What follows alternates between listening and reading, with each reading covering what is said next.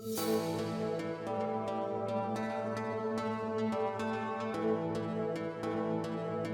sa mga pangunahing pangangailangan ng bawat Pilipino ang pagkakaroon ng sariling bahay. Sa buong bansa, nasa 1.4 milyong pamilya ang maituturing na informal settler o walang sarili at maayos na tirahan.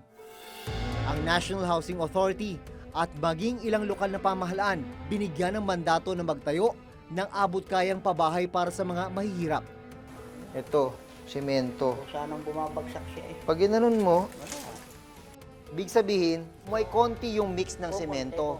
Pero ang ilang itinayong pabahay ng gobyerno, iniwang nakatiwangwang at hindi naman natitirahan.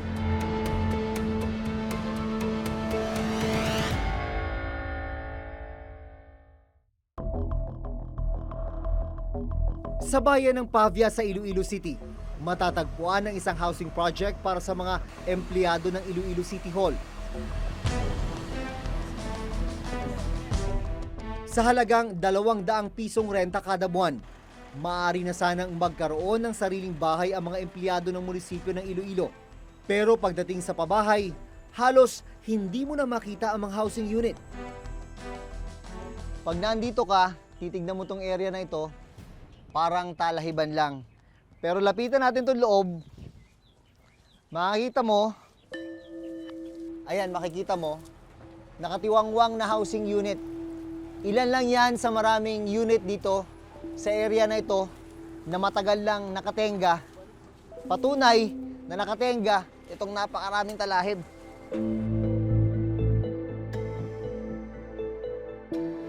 Ilang hayop rin gaya ng kambing ang nakita sa pabahay.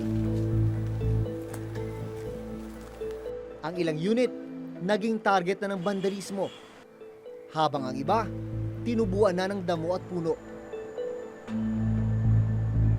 Base rito sa plano na nakuha ng reporter's notebook, 413 units yung dapat itatayo.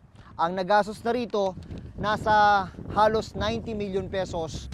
Makailang ulit na sinilip ng Commission on Audit ang Iloilo City Employees Housing Project. Base sa audit ng COA, taong 2001, nang simulang ipatayo ng local government ng Iloilo City ang pabahay. Pero hindi ito natapos noong 2002 dahil sa alegasyon ng anomalya at substandard na material. Ibig sabihin, mahigit 15 taon na itong inabandona. 130 milyong piso ang inutang na pondo ng Iloilo City Government sa isang bangko. Mahigit 80 milyon ang aktual na pondong ipinahiram sa LGU. Base sa audit ng COA, umabot sa 62.6 milyong piso ang nagastos ng city government sa proyekto, habang halos 24.8 milyong piso naman ang ibinayad na interes sa pautang. Wala ni isa sa mga housing unit ang napakinabangan. Ang isa daw sa pangunahing problema ng housing project na ito ay substandard yung mga materialis na ginamit. Meron pa daw mga pinto dati yan. May mga pinto, may mga bubong, pero dahil napabayaan nga, hindi nabantayan, pinagnanakaw ang mga pintuan, ang mga bubong. Well, yung vegetation na nakikita, yung mga halaman, no, maaaring masira yung pundasyon ng bahay sa loob ng higit 15 taon. No? Napakatagal nun. At napansin ko rin base dito sa mga video, parang wala pang drainage o kalsada. So, most likely, masasaturate yung foundation, no? Yung pinutungtungan nung mga tahanan na to. Ayon sa kasalukuyang administrator ng Iloilo City, walang natapos na housing unit sa pabahay. Mayroon pong seryosong aligasyon na ang mga naturang bahay na itinayo ay itinayo hindi tugma sa kung anong plano nito at ginamitan ng very substandard materials. Bunsod ng mga aligasyon, hindi tinapos ng contractor ang konstruksyon ng proyekto. Sa kabila po ng seryosong attempt ng lungsod na maisip ang summons, hindi po malocate ang lokasyon nitong Alexander Trinidad na siyang di umano ang may-ari ng Ace Builders and Enterprises. Pinuntahan namin ang nakasaad na address ng Ace Builders at Enterprise sa dokumentong aming nakuha. Pero bigo kaming matunton ang kumpanya. Yung hinahanap yung Vincent Lim Street, kung mapapansin nyo rito, walang ganong street. At dito naman sa Ortigas Center, yung hinahanap nyong kondo, wala rin ho rito sa Ortigas Center na nasasakupan ng Barangay San Antonio. Kinasuhan sa Sandigan Bayan ang ilang opisyal ng Iloilo City, kabilang ang dalawang dating mayor ng lungsod. Sa former mayor natin, ang the first mayor ay nasa Sandigan Bayan na ho ngayon. Nakitaan ho ng probable cause na sampahan sila ng violation ng anti-graft. Kasama namin sa pag-iikot ng araw na yon, ang kapitan ng barangay kung saan nakatayo ang pabahay. Buti hindi naisipan ng mga taga rito sa inyo, yung mga walang tahanan na pasukin ito. Alam mo naman yun ang nangyayari sa may Luzon, di ba? Actually, nung una may attempt, pero napigilan to. Dahil iksido kami na mayroong nagplano na pasukin natin para may bahay tayo. So napigilan namin dahil mandated kami na sa barangay na wag padamihin yung mga squatter.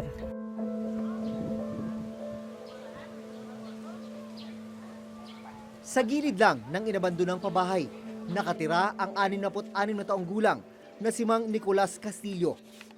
Dati siyang empleyado ng Iloilo City LGU bilang city assessor sa loob ng mahigit 2 dekada.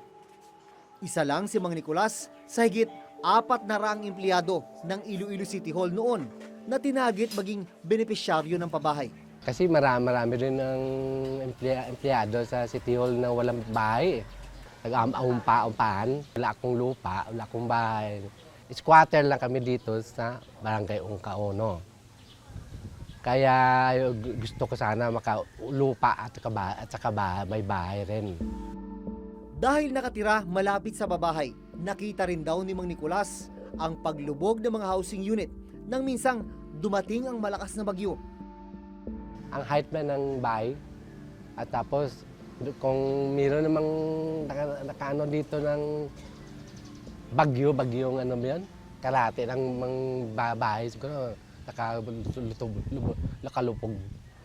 Sa ngayon, nananatiling informal settler ang pamilya ni Mang Nicolas. Umaasa siyang isang araw, isa sila sa mabibigyan ng relokasyon ng gobyerno.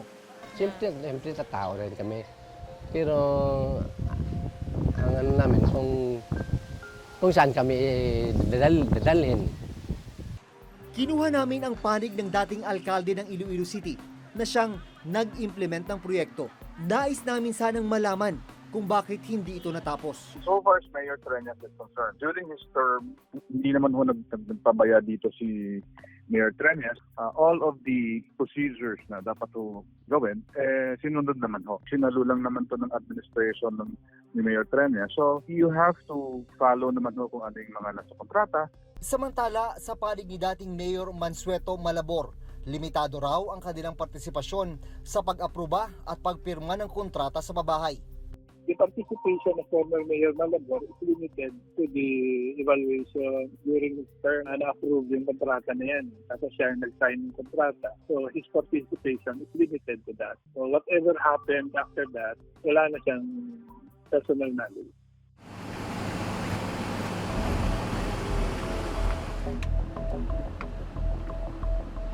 Sa Iligan City, Lanao del Norte, matatagpuan naman ang Bay Vista Village Housing. Nasa 400 million pesos ang inilaan ng pondo ng gobyerno para magtayo ng nasa 1,400 housing units para yan sa mga pamilyang nawala ng tirahan dahil sa bagyong Sendong. Sa datos na nakuha ng Reporter's Notebook mula sa NHA Iligan, 1,170 units ang bilang ng naipatayong housing units. 331 sa mga ito ang okupado. Ibig sabihin, nasa 839 housing units ang hindi pa rin naookupahan.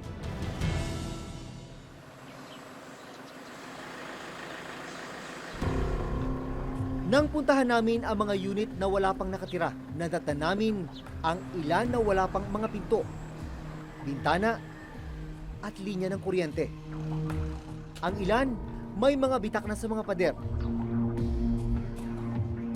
Ang isang unit na ito, pinasok na ng lupa dulot ng malakas na pag-ulan. Ipinatayo ang Iligan Bay Vista Village sa ilalim ng National Housing Authority o NHA. Ibig sabihin, Sila ang nag-implement ng proyekto. Sa gitna ng aming pag-iikot, nakilala namin ang isa sa mga residente ng pabahay na si Liza. Maging sila na nakatira na sa pabahay, marami pa ring idinaraing na problema. Kailan na-award sa inyo? Atong July 31. July last year. July 31 last year. Tapos, pero dito na kayo nakatira. Natungan na. Ha? Natungan na. Kung mabuhay ko rin pa. Wala pang kuryente. Paano ang buhay niyo pag gabi? Ay, mo reflex mo po ang hayag dili. Na may kuandira. Suga. Sa kurman. Hayag nga po dili. Ng mga silingan uban. Bukod sa walang kuryente, wala ring supply ng tubig. Dito iniimbak yung supply ng tubig para sa mga taga rito. Water bladder ang tawag dito. Napasok dyan yung rasyon ng tubig. At kung kakailanganin na ng mga residente, doon na binubuksan. Pero kahapon, nagrasyon dito. Ngayon, yan ang laman. Tungo dito yan, pag binuksan nila, buksan nila yan. Diyan ngayon, mag-aabang yung mga residente. Mula nung lumipat sila rito, yan na yung isa sa pangunahin nilang problema. Ang kakulangan ng supply ng tubig. Para ma-turn over mo ang isang bahay, at least yung basic needs ando na. Kung wala pa mang permanent Meralco installation, at least temporary electrical facilities. Tubig, pag wala ka pang water installation, may rasyon ka ng tubig. Bukod dun sa kakulangan sa supply ng tubig, ito pa yung problema ng mga nakatira rito. Yung kanilang mga daan, yung ibang parte, may semento, yung iba, ito, puro bato. Isa ang pamilya ni Evelyn sa mga umaasang mabigyan ng unit sa Bay Vista Village Housing. Nasira ng bagyong Sendong ang bahay ni Evelyn. Sa ngayon, nakikitira siya sa bahay ng kanyang anak sa Iligan. Kayo po ba'y nag-a-apply na magkaroon ng babae? Sa ano lang po, doon lang ako sa CSWD nagpunta noon kasi yun yung proseso noon na may ano, doon mo napupunta para sila yung maglista ng pangalan namin. So, nung nakita nila yung green card ko nga, may nakalagay na ng isa. Hindi na daw kami qualified doon sa pabahay. ESA o Emergency Shelter Assistance ang pinansyal na tulong na ibinigay ng DSWD sa mga biktima ng kalamidad. Wala na ko ng gana nung sabihin nila yun eh. Kumbaga pa, kung ganun pala yung ano doon, yung 5,000, hindi ko na yun kukunin. Ano ko man yung 5,000? Isang poste, hindi na yun magkakasya. Sa kasalukuyan, nasa mahigit 800 housing units ang nananatiling nakatiwangwang sa Bay Vista Village sa Iligan. Pinuntahan namin ang satellite office ng NHA sa Iligan, pero hindi sila nagpaunlak sa amin ng panayam. So kung may mga questions kami tungkol dun sa housing nyo dyan, sa kanila, so hindi nyo makakapagbigay ng detalye dito kung ilan yung occupied doon, ilan yung completed na. Para alamin kung ano ang estado ng mga pabahay ng NHA, maging kung magkano ang nagastos at ilan na ang nakatira sa mga housing project, nakipag-ugnayan kami sa kanilang opisina. Sa ngayon, kinakala pa ng NHA ang mga datos at dokumento bago magpaunlak sa amin ng panayam.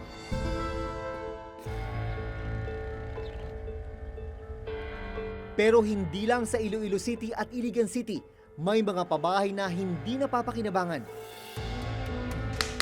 Yan eh. Ibig sabihin, halos kukunti yung laman sa loob dito sa part na to.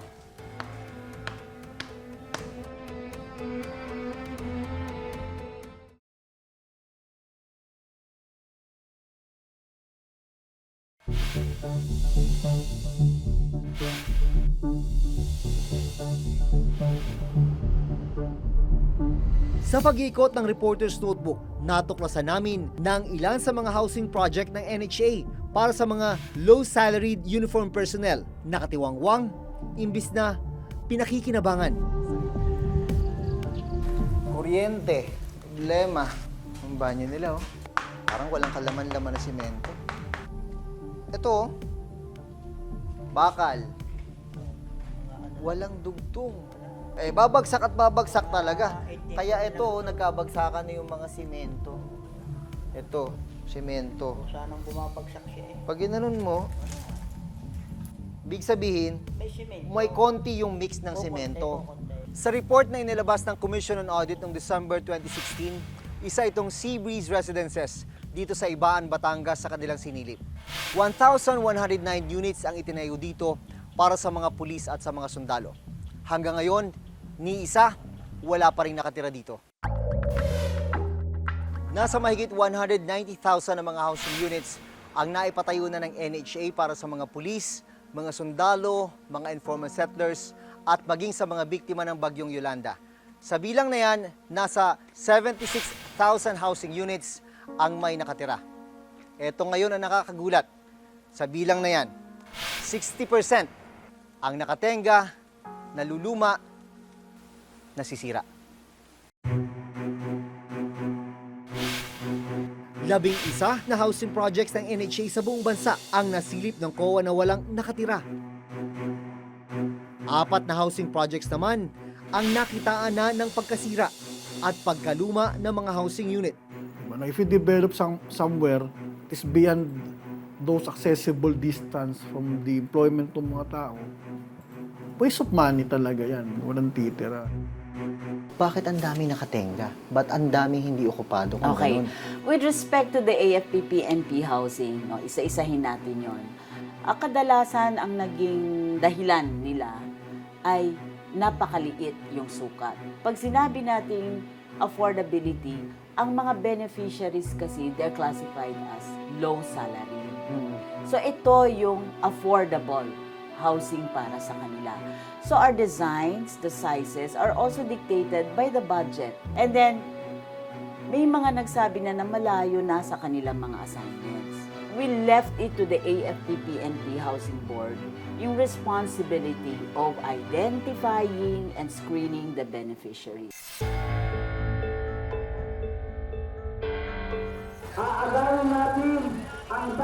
Isang taon na ang nakararaan ng maging laman ng balita ang ginawang paglusob at puwersahang pag-okupa ng halos 5,000 miyembro ng grupong Kadamay. 6 na resettlement areas ang inokupahan dito pa lang sa Pandi, Bulacan. Kabilang na rito itong Pandi 3 residences at itong nasa may harapan ko naman ang Pandi 2 residences. Sinasabi ng Kadamay na mahigit 5,000 unit na ang kanilang naokupahan. Ang itinurong dahilan ng grupo sa ginawang paglusob ang matagal ng pagkatiwangwang ng mga pabahay. Ang sinasabi ng National Housing Authority na meron silang aplikanting 49,000 na aming inagawan o ng Kadamay, malaking kasinungalingan. Pinaglalaban namin ay di magkaroon ng bahay, magkaroon ng libre at pangmasang pabahay ang mga maralita. Ayon sa NHA, meron ng mga benepisyaryong pinaglalaanan ng mga ito. So yung inokupahan nila po ay para sa iba pang hindi inililikas mula sa danger areas na kasama sa 60,000. Yung iba naman pong inokupahan, kasi 2 programa yung pabahay na inokupahan nila eh. At yung iba pa ay yung AFP-PNP housing. Yung inagaw ng Kadamay, sabi ko, ano lang din. Total, Pilipino man rin yan. So, ibigay mo na lang sa kanila. Total, maliit yun. Inaagaw na rin nila. Bigyan ko lang kayo ng bago na mas malaki.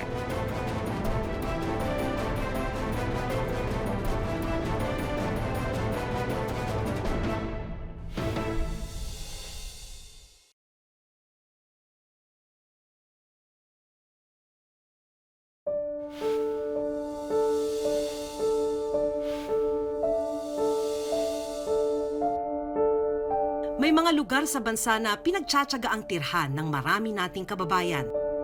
Habang libu-libong pabahay na walang nakatira at ilang taong nakatiwangwang. Bilyong pisong pondo ang inilalaan at nasasayang sa pagpapatayo ng mga pabahay na hindi natitirhan. Sa huli, dapat na magbantay ang publiko kung paano at saan ginagamit ng gobyerno ang kaban ng bayan. Pondong dapat pinakikinabangan ng publiko dahil pera natin ito. Dahil sabi mo nila, Hanggang sa susunod na Huwebes, ako si Maki Pulido. Ako si Jun Veneracion at ito ang nakatala sa aming Reporter's Notebook.